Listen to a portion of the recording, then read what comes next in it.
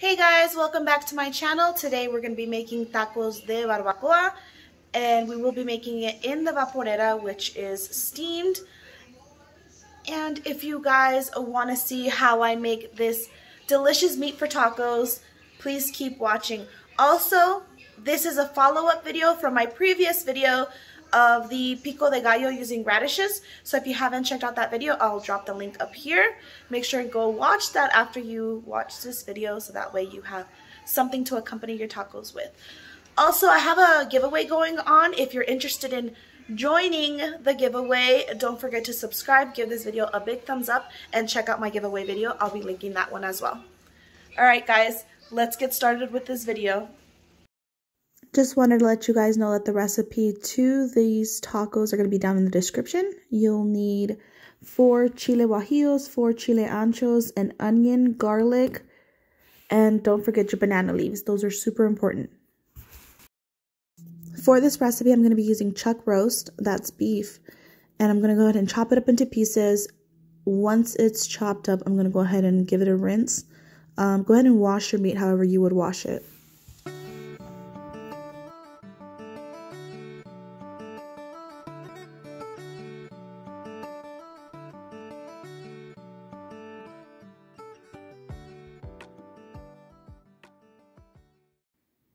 This part is optional, but if you want to take out the seeds, just go ahead and put a slit on the side and just shake it out. Shake out all the seeds.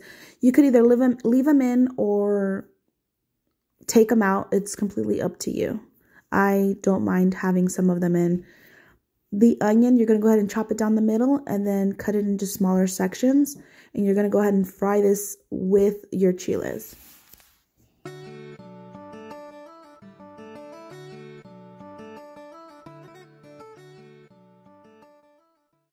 In a pot, I just added a little bit of oil, tossed in the chiles to start frying them a little.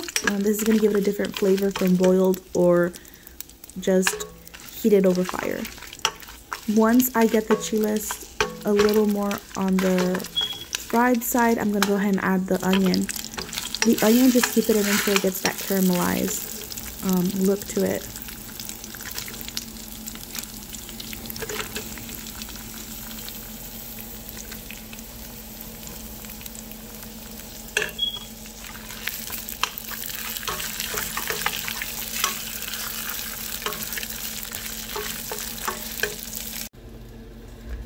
This is very important. Do not let them get burned. So you just want them to kind of fry a little and get that caramelized onions.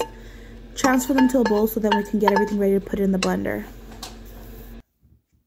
So in the blender, that's where I'm going to add all of the spices. The chiles, the onions, and down in the description, remember I said the recipe is there.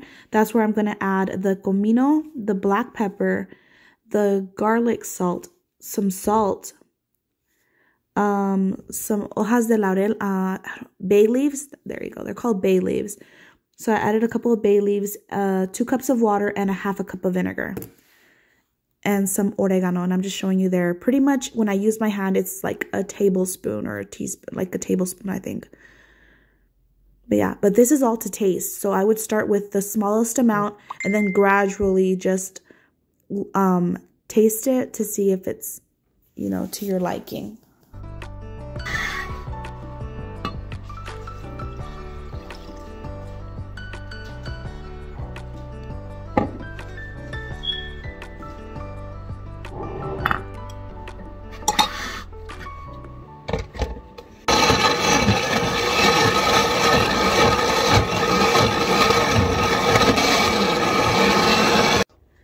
Okay, once you blend the sauce or the adobo, which is called the adobo because you're going to adobar your carne, your meat, just put it in a strainer in a large bowl and just kind of mix it in until you get all that out of the blender. You want to not let the seeds pass through or anything else. Here I'm just seasoning the meat a little bit with a little bit of garlic salt. That way the meat has some type of salt to it.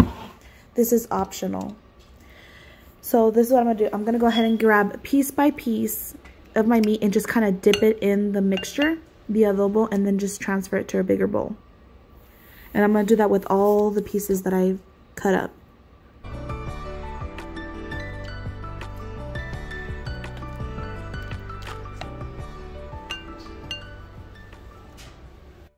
Here I'm just giving you a glimpse of my everyday life. I mean, it's literally mom life when you have to cook and, you know, your son wants to be with mommy.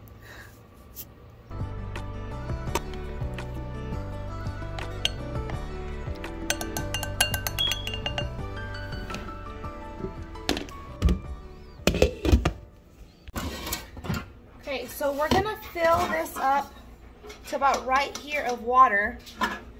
Okay, I don't know if you know what vaporeras look like, but the inside is this, and the meat is gonna sit on top of this, and it's gonna like steam. Yeah. So vaporera, vapor, vapor is steam. Alright, let's put water. Okay, now that I have my vaporera with water, I'm gonna put these banana leaves, and I'm just gonna lay a couple on the bottom. I know some of you guys are wondering, like, why is she wearing a hat indoors? I'm gonna tell you guys the truth. I could not find a scrunchie. So it's holding my hair back. All right.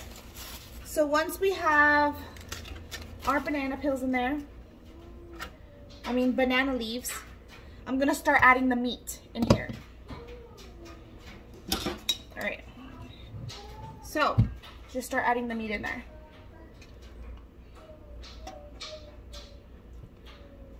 I'm gonna add all of it in here. Okay. So I had an idea. I'm gonna put some of it in the vaporera, and I'm gonna try putting some in the oven. And I'm gonna just see what the difference is in the flavor. So I'm just gonna add a couple of layers of banana peel. This gives it flavor. So, and I'm just gonna add the rest of this in the oven. And of course I'm gonna let you guys know how they both turned out. All right, like that. So I'll let you guys how they both turned out. You can do it either in the vaporera, or you can go ahead and throw it in the oven. So the one in the oven you're gonna cover with aluminum foil, and this one I'm gonna go ahead and put some banana leaves on top of my meat. Yeah, on top of my meat, so that way all the flavor sticks in. So, yes, baby. So, yeah.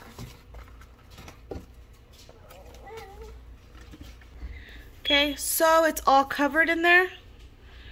Went ahead and covered all the meat. I'm gonna go ahead and put it on the stove. And this one, I'm gonna go ahead and add some banana peels just on top of it, like that, and then some aluminum foil.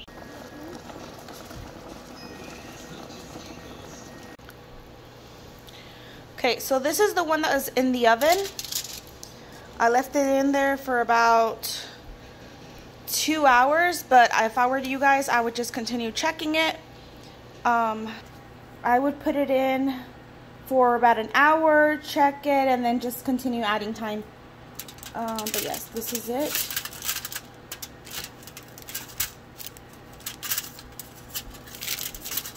Hold on.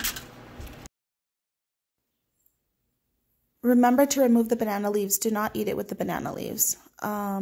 Your meat should be able to pull apart easily, just the way that I'm showing you here. So it should easily pull apart, and it should get like this adobo to it. So the meat should be like a reddish color because of the adobo or the sauce that we added to it.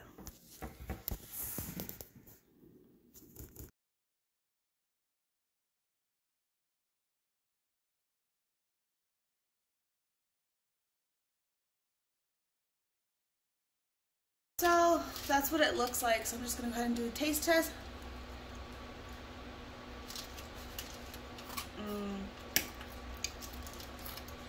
Dang, it's really good. Alright, so I'll show you guys once we prepare the tacos. I'm gonna wait for the one in the vaporera to be ready. Once that one's ready, I'll show you guys the difference, and I'll let you guys know what the difference is between oven and vaporera, steamed. Okay, so this is the difference. This one was in the oven and this one was in the vaporera. So you can see this one's like a little like dry and this one's a little more wet.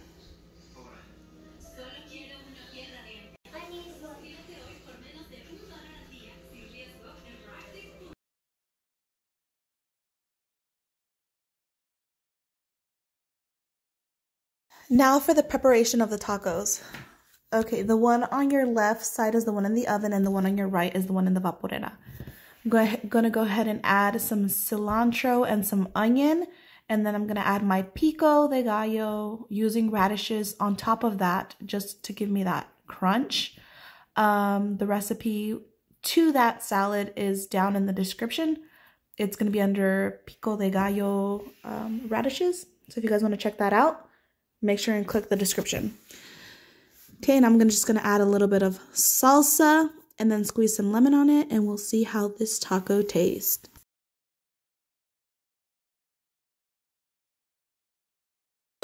Oh, okay, so I'm gonna try the one that was in the vaporera.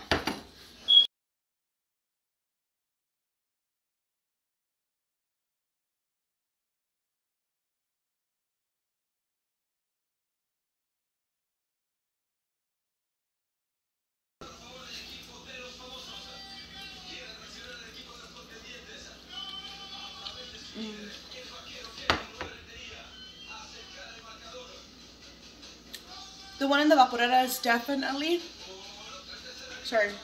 is definitely more moist, and the one in the oven is definitely more dry.